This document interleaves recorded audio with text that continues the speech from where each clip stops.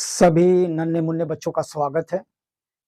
बच्चों class 10th में अब हम लोग चलते हैं एक्सरसाइज 3.5 अध्याय तीसरा है।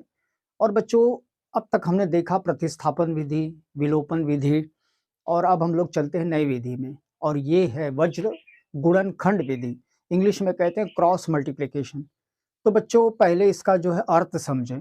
बच्चों वज्र का मतलब होता है, संस्कृत शब्द है, इसका अर्थ होता है बिजली, आकाशीय बिजली। तो आपने देखा होगा कि आकाशीय बिजली जमीन पर, जैसे ये आसमान है, यहाँ बादल से यहाँ ऐसे गिरेगी, तो इसी तरह से हमें क्या करना है, दो आकाशीय बिजली बनाना है, इसी को कहते हैं वज्र, एक दूसरे को काटना, क्रॉस मल्टीप्लिकेशन। तो बच्चों इस विधि की महत्वपूर्णता क्या है कि ये ऐसे सवालों को प्रयोग किया जाता है जहाँ बहुत जटिल होता है, सवाल के अंदर जटिलता होती है, समझ में नहीं आता है कि ये विलोपन से कैसे होगा, प्रतिस्थापन से भी नहीं हल हो रहा है। तो ये हमारे विवेक के ऊपर है कि हम लोग कैसे इस विधि का प्रयोग करेंगे। बच्चों बहुत ही सरल विधि है, 4-5 बार प्रैक्टिस कर लेंगे सवाल तो आ जाएगा। तो आइए देखें क्या होता है बेटा। तो सबसे पहले जो सवाल दिया गया है, तो मैं इस एक्सरसाइज में से यानी इस पहले पार्ट में से एक ही सवाल ले रहा हूँ, फिर चलेंगे दूसरे में। तो 2x प्लस वाई माइनस 5 बराबर 0, यानी 5 को अंदर ले लो, 8 को अंदर ले लो। 3x प्लस 2y माइनस 8 बराबर 0। अब बच्चों इस x इस y को बाहर निकालेंगे। तो कैसे निकालेंगे, x y ये संख्या है तो सिर्फ एक डालेंगे।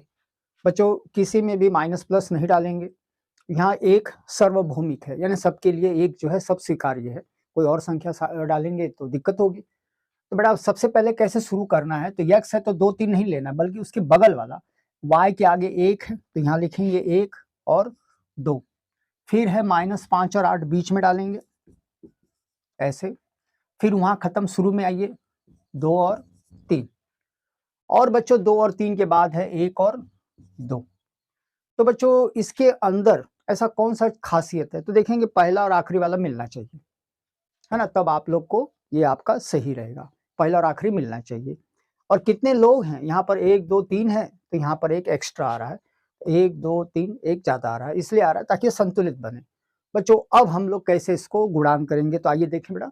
मैं थोड़ा सा मिटा उटा के ऊपर करूं ताकि जगह बन जाए, और आइए देखें।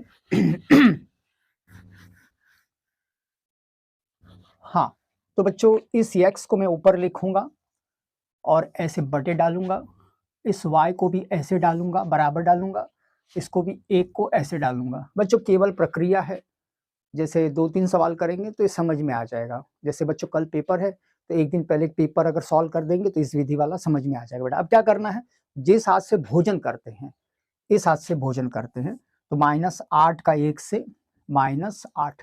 बच्चों माइनस सूत्र का, माइनस यहाँ कहीं से नहीं लेना है, माइनस सूत्र का। और बेटा कैसे, हम लोग कोष्टक लगा देंगे, 2 का -5 से तो -10, तो ये खुलेगा तो ये प्लस हो जाएगा। ठीक है, हमेशा जिस हाथ से भोजन करते हैं ऊपर से नीचे, इधर से नहीं जाना है। फिर बच्चों -5 का 3 से ये हो जाता है -15। और बच्चों एक माइनस और लगाएंगे और ये हो जाएगा 8 दूना 16 माइनस। ठीक है बेटा, तो इधर ऐसे। फिर जिस हाथ से भोजन करते हैं, 2 का 2 से यानी 4 माइनस, इधर कोई माइनस है ही नहीं तो हम लोग ऐसे ही उतार लेंगे। अब देखेंगे बेटा, x -8, ये माइनस और ये माइनस, प्लस 10, ये y, ये -15, माइनस और माइनस प्लस 16 बराबर 4 में से 3 गया 1। तो बच्चों देखें कितना ये सरल हो गया। और आइए देखें अब हम लोग कैसे और इसको व्यवस्थित करें। चलें, तो x अपॉन 10 में से 8 2, बच्चों प्लस रहेगा, 10 बड़ा है, और y बटे 16 में से 15, भले माइनस आगे दिया है तो हमको लग रहा है कि माइनस है तो माइनस लगाओ, नहीं बच्चा लोगन, 16 में से 15 जाएगा 1, लेकिन बड़ी संख्या है प्लस तो डालेंगे 1 बराबर 1 बटा 1, तीनों ही बराबर है। तो कैसे हम लोग x का मान निकालेंगे बेटा, x अपॉन 2, इसकी तुलना किससे करेंगे, 1/1, x बराबर 2, कॉमा y अपॉन 1 बराबर 1/1, ये y अपॉन 1 इधर का ये इधर का, तिरछे कर दो तो x और y का मान निकल गया। कितना सरल था, है ना। तो परीक्षा में आपको जो विधि ठीक लगे, प्रतिस्थापन है, विलोपन है, वज्र गुणनखंड है, तो वज्र गुणनखंड कहाँ किया जाता है, जहाँ सवाल में जटिलता होती है। तो आइए चलें दूसरे भाग में और देखें एक जटिल वाला सवाल कैसे ये हल होता है। देखेंगे 3.5 में दूसरे में पहला ए और बी किन मानों के लिए, बच्चों इसका मतलब ए और बी का मान निकालना है। रैखिक समीकरण का मतलब होता है ना x पे ना y पे कोई घात नहीं होना चाहिए, जैसे 2 3 ऐसे नहीं होना चाहिए, खाली होना चाहिए। अनेक हल के नीचे मैंने ग्रीन पेन से अंडरलाइन कर लिया है। तो बच्चों अनेक हल या अपरिमित हल, इसका मतलब है कि सब बराबर है ना। तो हम लोग कैसे इस सवालों को हल करें, तो आइए बच्चों मैं आपको एकदम जो है शॉर्टकट बता रहा हूं। तो अगर अनेक हल हैं, अनेक, तो हमें क्या करना है बेटा, 2/a-b, यहाँ कहीं नहीं हमें जो है अनेक हल कहने की वजह से इस अनेक हल से करेंगे। वो जो है वज्र गुणन का प्रयोग देखेंगे बाद में। 2/a-b बराबर लिखिए 3/a+b, और उधर लिखेंगे 7/3a+b-2। बच्चे लोग ध्यान देंगे कैसे, देखो सवाल में जो हेरा फेरी की गई है, यानी हमें समझना है अगर अनेक हल हैं तो x y और संख्या बराबर होती है, हमेशा बराबर होती है, ये नियम होता है। आप बोलेंगे सर वो पहले आप जैसे लिख रहे थे, तो वैसे नहीं लिखना है, वज्र गुणनखंड का यहाँ मैं प्रयोग नहीं कर रहा हूँ। तो बच्चों देखें ये पहला वाला है 2/a, 3/a ये। अब हम लोग क्या करेंगे, इसकी तुलना करेंगे। तो सबसे पहले लेंगे 2/a-b, इसकी तुलना इससे करेंगे 7/3a+b-2। बच्चों अनेक हल का मतलब क्या होता है, a1 a2 b1 b2 c1 c2, यानी तीनों बराबर हैं और कोई किसी के साथ जा सकता है। तो बच्चों हमेशा हम लोग तय करेंगे कि पहला हमेशा तीसरे के साथ रहेगा और दूसरा भी तीसरे के साथ रहेगा। पहला दूसरे के साथ गड़बड़ हो जाएगा, है ना। पहला तीसरे के साथ, दूसरा भी तीसरे के साथ, यानी ये दोनों इसी पर निर्भर करेंगे। तो आइए देखें कैसे करना है बेटा। अब हम लोग क्या करेंगे, इसमें जो है तिरछे गुणान करेंगे। तो देखेंगे तिरछे गुणान कैसे होता है बेटा। तो 2 का 3 से तो 6a, 2 का b से +2b, और 2 का -2 से तो -4। चले उस तरफ बेटा, 7 का a से 7 का b से 7a -7b। तो बच्चों ए बी को एक तरफ लाएंगे, संख्या को एक तरफ। देखो कैसे लाया जाएगा, 6a प्लस है तो -7a, +2b है तो उधर से माइनस को लाएंगे तो ये प्लस हो जाएगा 7b, और बराबर -4 को बाहर कर दीजिए। व्यवस्थित हो बेटा। अब आइए व्यवस्थित करें, 6 में से 7 नहीं जाएगा तो 7 में से 6 कम करिए, तो -1a, नहीं 1 लिखेंगे तो भी चलेगा, सिर्फ ये लिख दो। तो माइनस क्यों लिखा जाता है, क्योंकि 7 बड़ा है 6 छोटा है। बच्चों 7 और 2 +9b बराबर 4, समीकरण 1 डाल करके छोड़ दो। तो बच्चों देखो इसमें वज्र गुणनखंड न के बराबर लग रहा है। क्यों नहीं लग रहा है, क्योंकि लोग ने कहा है अनेक हल, अनेक हल, एक हल। तो वहां इस नियम का पालन ना करें, इस तरह से करें, शॉर्टकट हो जाएगा बेटा। अगर आप वज्र गुणन करने जाएंगे तो बहुत ही पेचीदा हो जाएगा, पता नहीं चलेगा, टाइम वेस्ट होगा। अब हमें क्या करना है, एक लाइन छोड़ना है। अब क्या करना है, पहला वाला तो हमारा हो गया है ये, अब इसकी तुलना इससे करेंगे। तो कैसे करेंगे, 3a+b बराबर 7 3a+b-2। चले तिरछे करें बेटा। तो 3 का गुणान, या पहले 7 का करें, 7 का a से करेंगे 7a, 7 का b से करेंगे 7b। बेटा अब जरा ध्यान दीजिए, 3 का इस 3 से 9a, 3 का इस b से +3b, 3 का 2 से -6। हाँ देखो सब व्यवस्थित हुए बच्चों। अब a एक तरफ, b एक तरफ, तो 7a, 9 को इधर लाओ -9a, +7b, +3b को लाओ -3b बराबर -6। तो आइए छोटा करें। तो 7 में से 9 नहीं, 9 में से 7 तो -2a, 7 में से 3 +4 b हो जाएगा बराबर -6। तो 2 3 4, हाँ एकदम सही है बच्चों। प्रश्न उठता है कि देखो ये 2 एकम 2, 2 दूना 4, 2 तिहाई 6, आप काट सकते हो। तो कभी भी क्या कोशिश करना कि छोटा करिए। तो कैसे, देखो 2 के पहाड़ा में ये एक बार तो a लिखेंगे, तो 2 दूना 4, 2 तिहाई 6, समीकरण 2, है ना। तो एक बार थोड़ा सा रिवाइज कर लो बेटा, मैंने ऐसे क्यों लिखा। आप बोलेंगे सर आप तो XY लिख रहे थे, वज्र कर रहे थे। अनेक, अनेक का मतलब है तीनों बराबर रहेंगे। पहला जो है आखिरी वाले के साथ ही जाएगा और दूसरा वाला भी आखिरी वाले के साथ जाएगा। सबका जो है गुणान फुड़ान करके यानी अंदर जो तिरछे गुणान करके व्यवस्थित करेंगे। अब हम लोग क्या करेंगे, इन सवालों को जहां समीकरण 1 और 2 है उनको व्यवस्थित करेंगे और कोशिश करेंगे कि ए और बी का मान देखो क्या आता है। इसे हटा दे। चलिए, तो पहला समीकरण कहाँ है, यहाँ है, -a + 9b = 4 समीकरण। उसी के नीचे -a + 2b = -3 समीकरण 2। अब हमें खोजना है क्या इसके अंदर प्लस माइनस है, तो दोनों प्लस प्लस है, दोनों माइनस माइनस नहीं है। अच्छा ठीक है, क्या किसी में कुछ बराबर है, दूसरा प्रश्न। हाँ, ए और ए बराबर है। तो बच्चों जब ए और ए बराबर है तो हम लोग चिन्ह बदल के काट दें, है ना, ज्यादा लंपट करने ना जाए। तो कैसे लिखेंगे बच्चों, घटाने पर। तो इसका चिन्ह बदलेंगे, प्लस, ये माइनस, ये प्लस, बड़ा सा मेड़ बांधेंगे। ए गया अपने घरे, 9 में से 2 गया, 7b, 4 और 3 ये हो जाएगा आपका 7। तो b = 7/7 बराबर हो जाएगा 1, यानी b का मान रहा होगा 1। अब बच्चों a का मान तो कैसे लिखेंगे, b = 1 समीकरण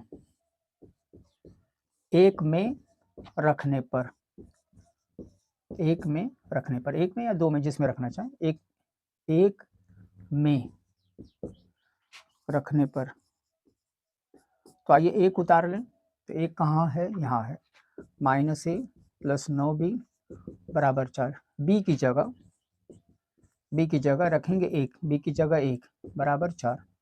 तो -a 9 एकम 9 = 4, -a = 4 - 9, -a = 9 में से 4 गया, -5 कट गया, a = 5 और b = 1। तो बच्चों इस विधि से, इसी के नीचे एक सवाल दिया गया, आप लोग थोड़ा सा इसको कोशिश कर सकते हैं, इसी तरह से हल होगा। बच्चों अब हम लोग चलते हैं इबारती प्रश्न में, और वहां हम लोग वज्र नहीं इस्तेमाल करके विलोपन विधि का इस्तेमाल करें। तो आइए तैयार हो जाइए। तो बच्चे लोग आगे बढ़ेंगे, तो कई सारे सवाल आप लोग कर सकते हैं। तो ये देखिए इबारती प्रश्न है, यानी प्रॉब्लम्स है, यानी बहुत परेशान करते हैं सवाल। तो बच्चों ऐसे सवालों में नहीं कहा गया है कि प्रतिस्थापन है, विलोपन है, वज्र गुणनखंड है। तो हमें करना क्या है, तो बच्चों विलोपन सबसे आसान होता है, तो अगर उस विधि से करेंगे तो बहुत जल्दी हल हो जाएगा। प्रतिस्थापन जब करना है जब बहुत कठिन होता है। तो आइए देखें, ध्यान से देखें बेटा, पहले इनकी कहानी पढ़ लें, फुल स्टॉप, कॉमा, सबका ध्यान रखना है। एक छात्रावास के मासिक व्यय, बच्चों छात्रावास का मतलब होता है हॉस्टल, है ना, कहीं आप अपने घर से दूर जाएंगे, कहीं ना कहीं स्कूल के हॉस्टल में या कॉलेज के हॉस्टल में रहना पड़ता है। एक भाग निहित है, निहित का मतलब फिक्स है, यानी आपको इतना देना ही है, चाहे रहो चाहे मत रहो। और तथा शेष, शेष का मतलब है बचा खुचा, इस बात पर निर्भर करता है कि आपने कितने दिनों तक भोजन लिया। बच्चों पूर्ण विराम। तो इसमें से 2 चीज हमें मिलती है, एक है निहित और एक है शेष। ठीक है, जाओ। जब एक विद्यार्थी 20 दिन भोजन करता है तो भैया वो क्या करता है, 20 दिन भरपेट भोजन करता है और छात्रावास का रुपए 1000 देता है। तो मैंने दोनों को गोल बनाया है, तो इसका मतलब है कि दोनों समीकरण 1 में आ जाएगा।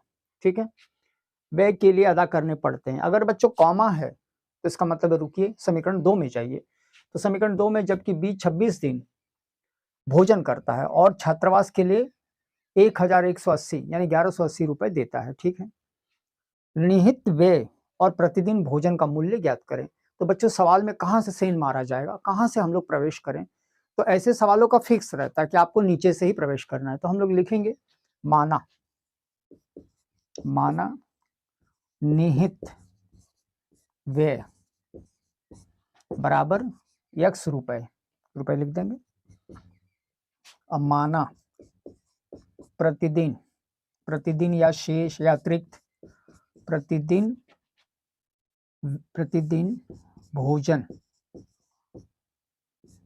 भोजन का मूल्य क्या करेंगे, y, है ना।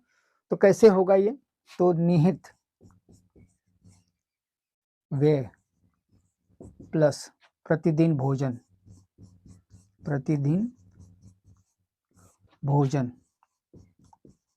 बराबर कुल व्यय। बच्चों इसका मतलब क्या है, निहित का मतलब फिक्स देना ही है और प्रतिदिन भोजन का जो भी होगा उससे मिलकर कुल होगा। बच्चों आइए शुरुआत करें। तो अगर हम लोग सवाल के अंदर कहाँ शुरू करेंगे, तो शुरू में जो है सिर्फ गोल गोल गोल गोल घुमाया है। जब एक विद्यार्थी 20 दिन भोजन करता है तो बच्चों वो क्या करता है, 20 दिन भोजन करता है। तो बच्चों निहित के बारे में कुछ नहीं कहा गया है, फिक्स कितना है नहीं कहा गया है, लेकिन हमको मालूम है कि वो क्या करता है, भोजन। तो देखो दिया है ना 20 दिन भोजन, तो 20 वाई ऐसे लिखना है। तो शब्दों का ध्यान रखिए। और कुल व्यय कितना पड़ता है, उसको पड़ता है 1000। ठीक है, तो ये आपका हो जाएगा समीकरण 1। तो बच्चों दूसरा वाला भी ऐसे ही बनेगा। तो आइए देखें दूसरा वाला कैसे बन रहा है। तो थोड़ा सा बच्चों को क्वेश्चन का कुछ भाग हटा दें।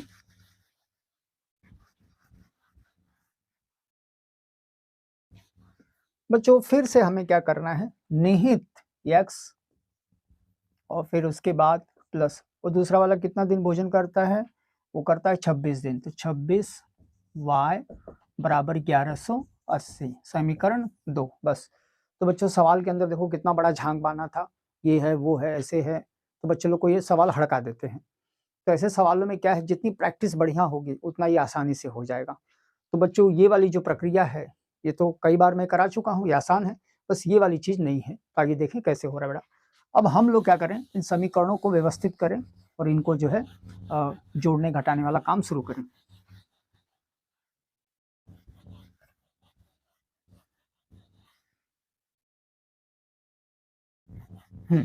तो बच्चों समीकरण 1 नीचे लिख देंगे, x प्लस 20y बराबर 1000 है। इसी के नीचे दूसरा लिखेंगे, x प्लस 26y बराबर 1180, समीकरण 1।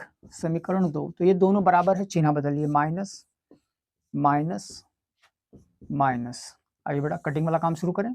एक्स एक्स घरे, 20 में से 26 नहीं जाएगा, तो ये नहीं कि 10 में से 6 गया 4, नहीं, नीचे से घटाइए। 26 में से 20, तो ये बचेगा 6y, लगाएंगे माइनस, इधर से भी ऐसे करना है। तो 180 माइनस में माइनस माइनस काटिए, y बराबर 180 बटे 6 हो जाएगा 30, यानी रोज का जो है उसे 30 रुपए लगते हैं। बड़ा यक्स का मान भी निकालना जरूरी है, यानी फिक्स कितना था वो भी हम लोग पता कर लें। तो फिक्स वाला देखेंगे कैसे पता करेंगे, तो समीकरण 1 में रखेंगे। तो कैसे लिखेंगे, y बराबर 30, समीकरण क्या है, x प्लस 26y बराबर 2 में रख रहा हूं मैं, 1 में रखेंगे, किसी में रखो आ जाएगा 1000। तो आइए y का मान रखें, तो x प्लस 20 गुणते y का मान रखेंगे कितना है 30, 1000। तो x बराबर 3 दूना 6, 600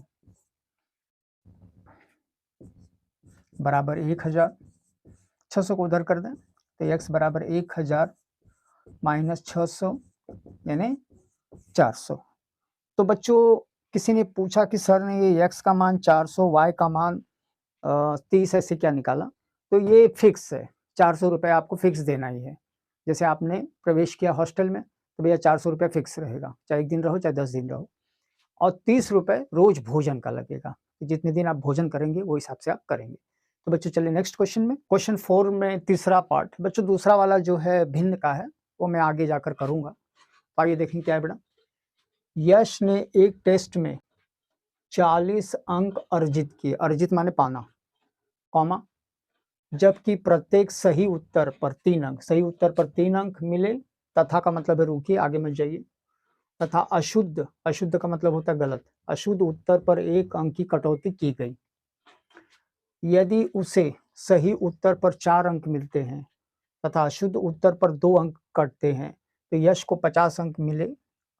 टेस्ट कितने प्रश्न के थे, तो बच्चों टेस्ट में हम लोग देखेंगे कितने प्रश्न थे, 50 थे 100 थे। तो हमें मालूम है कि टेस्ट 2 ही चीज उसके अंदर हो सकती है, एक तो सही उत्तर होगा, एक गलत उत्तर होगा। तो क्या कहीं है सही उत्तर, हाँ दिया है, तो हम लोग लिखेंगे माना सही उत्तर, सही उत्तर को मान लेंगे यक्स, क्योंकि हमें मालूम नहीं है कि सही उत्तर कितने हैं, और माना अशुद्ध या गलत, अशुद्ध, अशुद्ध कोई गलत, अशुद्ध उत्तर को मान लेंगे वाई। ओके बेटा, अब चलें देखें कैसे अर्जित क्या करता है, कैसे ये जो है ये लड़का यश क्या करता है। बच्चों लोग कहते हैं कि सही उत्तर प्लस अशुद्ध उत्तर, अशुद्ध यानी गलत, क्या हो जाएगा, कुल अंक, कुल अंक। चलिए तैयार है बेटा, तो इसको x लिख दो, इसको y लिख दो और वहां ब्रेक लगा दो। यश ने एक टेस्ट में 40 अंक अर्जित किए, कॉमा रुको, तो 40 अंक मिला यानी उसे कुल अंक मिला। ऐसे यहां नहीं लिखना है, सही गलत नहीं है। जबकि प्रत्येक सही उत्तर पर 3 अंक, सही उत्तर कहाँ है, 3 से गुणान कर दो। और बच्चों अशुद्ध का मतलब होता है गलत, इसलिए बीच में डालिए माइनस, अशुद्ध गलत है माइनस। और कितना दिया है, 1 अंक, तो 1 अंक का मतलब है 1y बराबर 40। हमको लग रहा है ये कटेगा नहीं, समीकरण 1 डाल करके इसे छोड़ देंगे बेटा। बच्चों फिर से हम लोग देखेंगे कि ये यश जब आगे बढ़ता है तो दूसरे भाग में क्या दिया गया है कि यदि उसे सही उत्तर पर 4 अंक, बच्चों जगह नहीं है, 4x मिले तथा अशुद्ध उत्तर पर माइनस डालिए 2 अंक मिले और कुल उसे कितने मिले, 50। तो बताइए कि उसे कितने सही और गलत। बेटा अगर आप ठीक से देखोगे तो मुझे लग रहा है कि ऊपर का मैं हटा दूं ताकि ये जो है जगह हो जाए।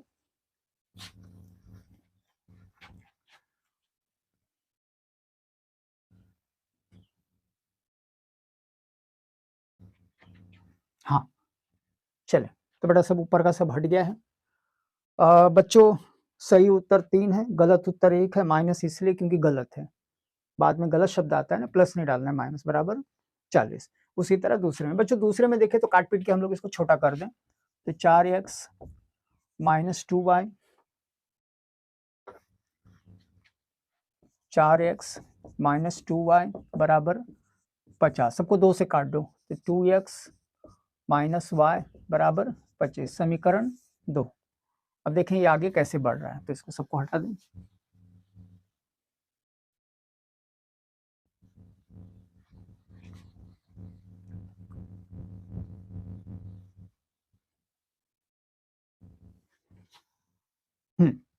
तो समीकरण है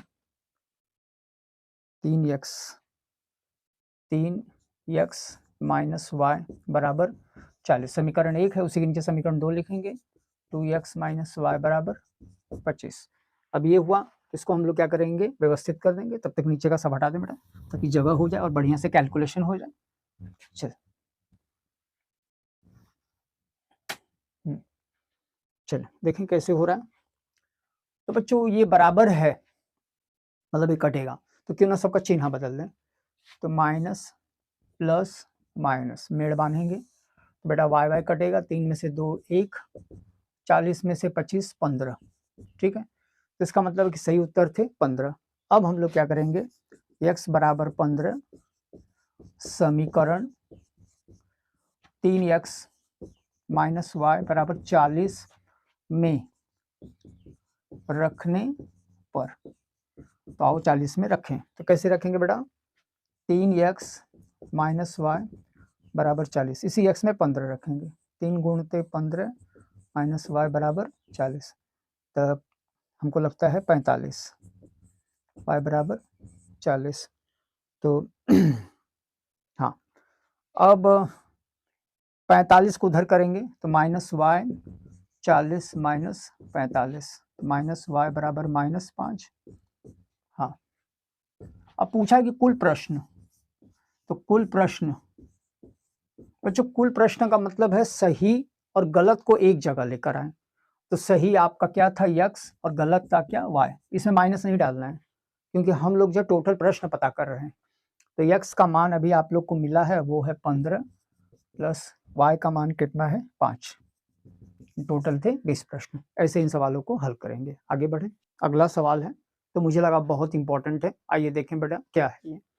बच्चों एक राजमार्ग पर 2 स्थान है A और B 100 किलोमीटर पर है, तो इसका मतलब A और B के बीच में 100 किलोमीटर का फासला है, यानी दूरी है। बच्चों अगर दूरी शब्द है तो चाल भी इसके अंदर कहीं होगा और समय भी होगा, तीनों जो है एक दूसरे के लिए बने हुए हैं। तो बेटा अब हम लोग क्या करेंगे, एक कार A तथा दूसरी कार B एक ही दिशा में, अगर एक ही दिशा में है तो हमें क्या करना है, माइनस करना है, एक ही दिशा में चलना प्रारंभ करती हैं तो 5 घंटे में, तो बेटा देखो 5 घंटा भी दे दिया है, तो इधर आपको दिया है दूरी, अरे सॉरी समय, इधर क्या दिया है दूरी, कहीं ना कहीं चाल भी होगा, बाद में पकड़ लेंगे। विपरीत दिशा में हमेशा प्लस करना है। 1 घंटे का मतलब होता है समय। तो दोनों कारों की चाल ज्ञात करें। तो आइए दोनों कारों की चाल हम लोग मान लेते हैं कि पहले वाले का ए का होगा चाल x, माना ए की चाल x किलोमीटर प्रति घंटा, और माना बी की चाल बराबर y किलोमीटर प्रति घंटा। तो बच्चों सूत्र क्या होता है जरा ध्यान से देखेंगे। ये होता है चाल गुणते समय, ए के लिए है, बराबर दूरी। ऐसे होता है, आपने छोटी क्लास में पढ़ा होगा बेटा, या चाल बराबर दूरी बटा समय भी होता है, जैसे आप इसको हेर फेर करना चाहें। तो चाल गुणते समय बराबर दूरी। तो बी के लिए क्या होगा, चाल गुणते समय बराबर दूरी, दोनों में एक ही सूत्र रहेगा। तो चलिए शुरुआत करें। तो सबसे पहले हम लोग ए के लिए लिखेंगे चाल गुणते समय, ठीक है बेटा। अब बी के लिए भी लिखेंगे, थोड़ा जगह छोड़ेंगे, चाल गुणते समय। और बेटा दोनों में दूरी एक जैसा है, ये चाल और समय अलग अलग होगा, दूरी हम लोग लिखेंगे दूरी। तो ए का और ये बी का, बीच में माइनस, ऐसा क्यों बच्चों, एक ही दिशा में जा रहे हैं। तो ए भी आगे बढ़ रहा है, जैसे ए भी जा रहा है आगे, बी भी आगे जा रहा है, दोनों एक ही दिशा में। आइए फिर से इसे बताएं कैसे करना है बेटा। तो बच्चों ये सवाल काफी जटिल होते हैं, लेकिन अगर आपको छोटी क्लासों में सूत्र पढ़ाया गया है बहुत बढ़िया, नहीं है तो आइए बड़ी क्लासों में देखें। तो सूत्र होता है दूरी बराबर चाल गुणते समय, या चाल बराबर दूरी बटा समय, ऐसे सूत्र होता है।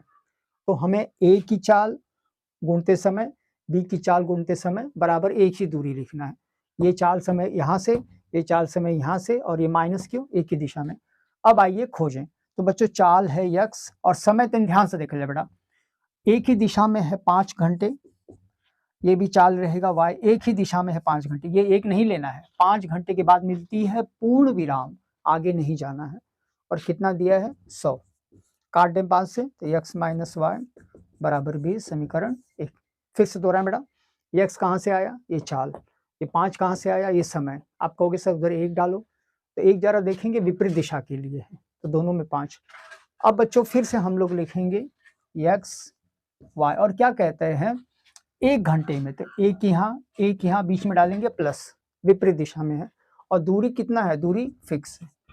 बस ऐसे ही आप लोग करेंगे, फटाफट हल हो जाएगा। आइए इसको हल करें बेटा।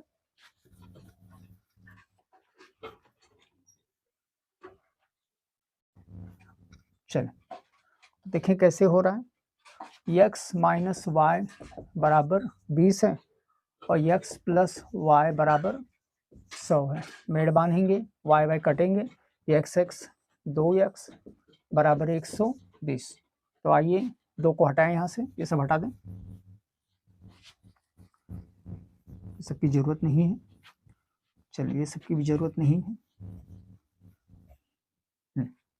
ये हो जाएगा x बराबर 120, 2 इसके नीचे, तो हो जाएगा 60। तो x की चाल 60 किलोमीटर, y का पता करें, तो x बराबर 60, समीकरण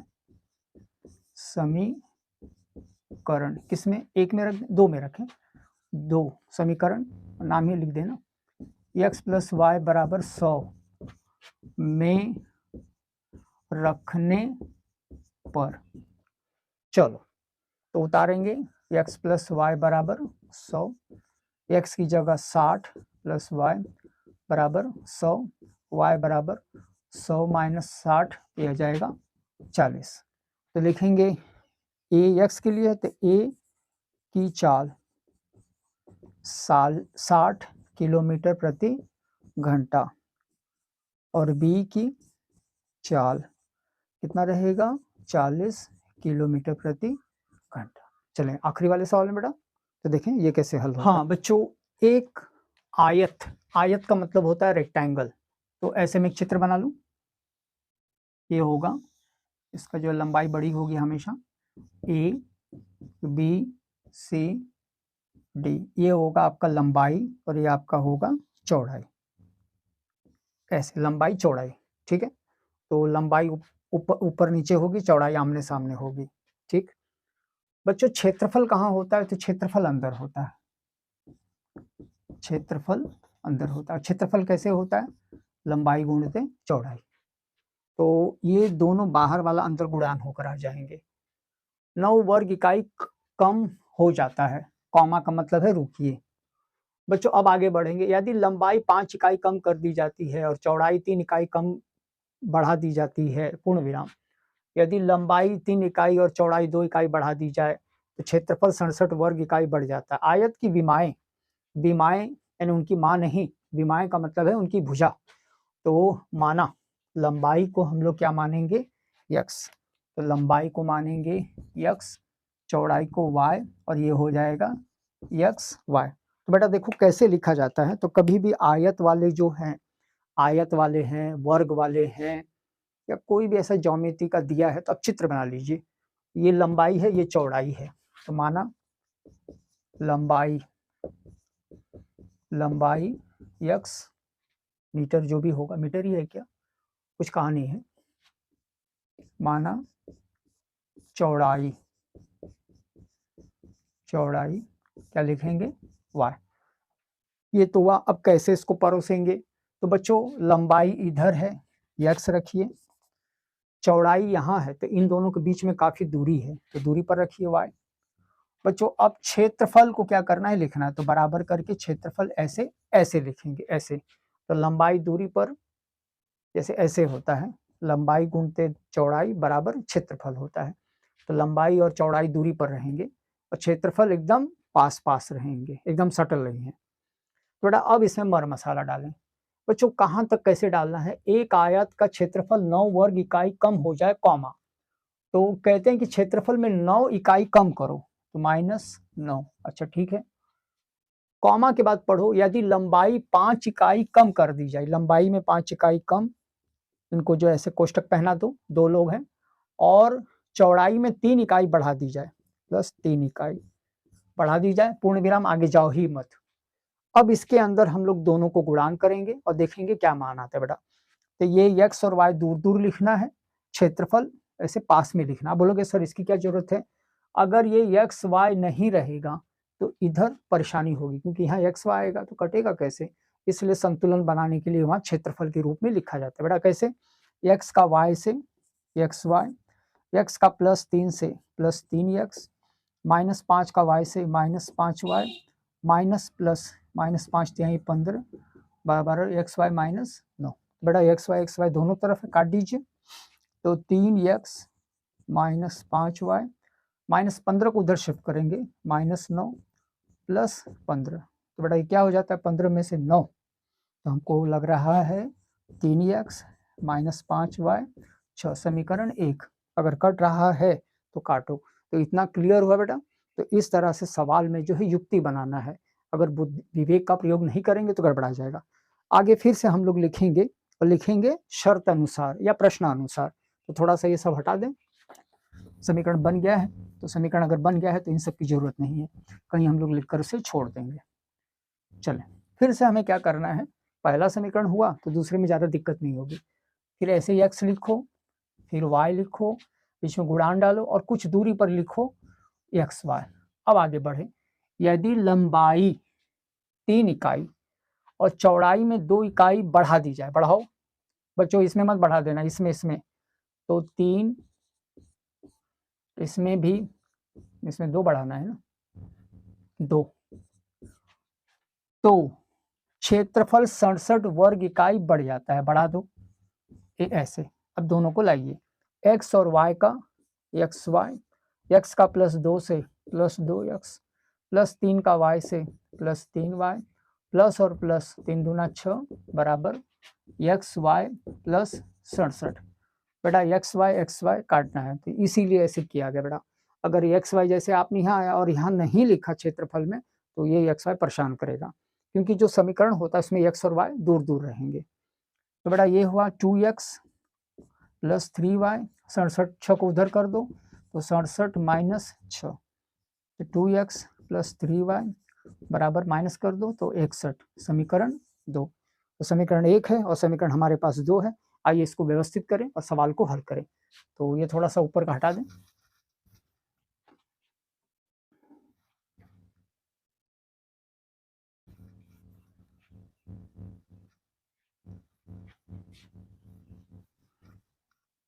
हाँ, तो बच्चों समीकरण 1 है 3x माइनस 5y बराबर 6, 2x प्लस 3y बराबर 61।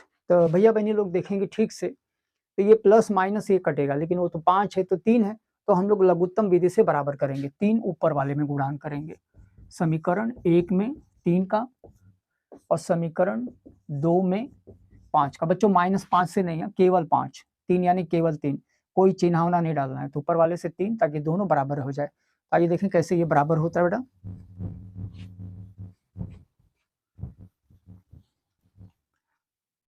हाँ, चलिए गुणान करें। 3 तिहाई 9x, 3 पचे 15y, 3 छक्का 18, 5 दूना 10x प्लस 5 तिहाई 15y, 5 एकम 5, 5 छक्का 30। तो हमको लग रहा है ये अपने आप कटेगा, 19x जोड़ दो, 8 5 13, 323। तो आइए इसे हम लोग काटने वाला प्रयास करें।